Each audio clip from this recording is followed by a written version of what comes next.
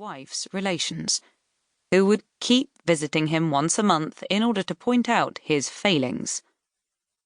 "But you're not saving any of your profits!" cried Abdullah's father's first wife's brother's son, Hakim, whom Abdullah detested one fateful day. Abdullah explained that when he made a profit, his custom was to use that money to buy a better carpet.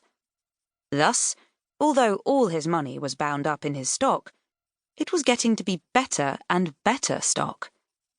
He had enough to live on, and, as he told his father's relatives, he had no need of more, since he was not married. "Well, you should be married," cried Abdullah's father's first wife's sister, Fatima, whom Abdullah detested even more. "I've said it once, and I'll say it again. A young man like you should have at least 2 wives by now." And not content with simply saying so, Fatima declared that this time she was going to look out for some wives for him, an offer which made Abdullah shake in his shoes. "And the more valuable your stock gets, the more likely you are to be robbed, or the more you'll lose if your booth catches fire. Have you thought of that?" nagged Abdullah's father's first wife's uncle's son, Asif, a man whom Abdullah hated more than the first two put together. He assured Asif that he always slept in the booth and was very careful of the lamps. At which all 3 of his father's first wife's relatives shook their heads, tut-tutted, and went away. This usually meant that they would leave him in peace for another month. Abdullah sighed with relief and plunged straight back into his daydream. The daydream was enormously detailed by now. In it, Abdullah was the son of a mighty prince, who lived so far to the east that his country was unknown in Zanzib. But Abdullah had been kidnapped at the age of 2 by a villanous bandit called Kabul Akbar.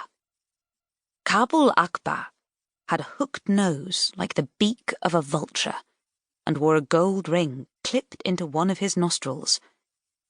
He carried a pistol with a silver-mounted stock with which he menaced Abdullah, and there was a bloodstone in his turban, which seemed to give him more than human power. Abdullah was so frightened that he ran away into the desert, where he was found by the man he called his father now. The daydream took no account of the fact that Abdullah's father had never ventured into the desert in his life.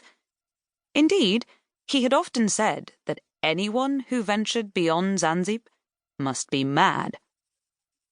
Nevertheless, Abdullah could picture every nightmare inch of the dry, thirsty, footsore journey he had made before the good carpet merchant found him. Likewise, he could picture in great detail the palace he had been kidnapped from, with its pillared throne room floored in green porphyry, its women's quarters and its kitchens all of the utmost richness. There were 7 domes on its roof, each one covered with beaten gold. Lately, however, the daydream had been concentrating on the princess to whom Abdullah had been betrothed at his birth.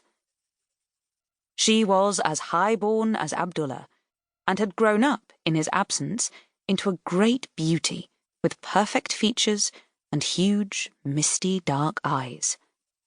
She lived in a palace as rich as Abdullah's own. You approached it along an avenue lined with angelic statues and entered by way of 7 marble courts, each with a fountain in the middle more precious than the last, starting with one made of chrysolite and ending with one of platinum studded with emeralds. But that day, Abdullah found he was not quite satisfied with this arrangement. It was a feeling he often had after a visit from his father's first wife's relations. It occurred to him that a good palace ought to have magnificent gardens. Abdullah loved gardens, though he knew very little about them. Most of his experience had come from the public parks of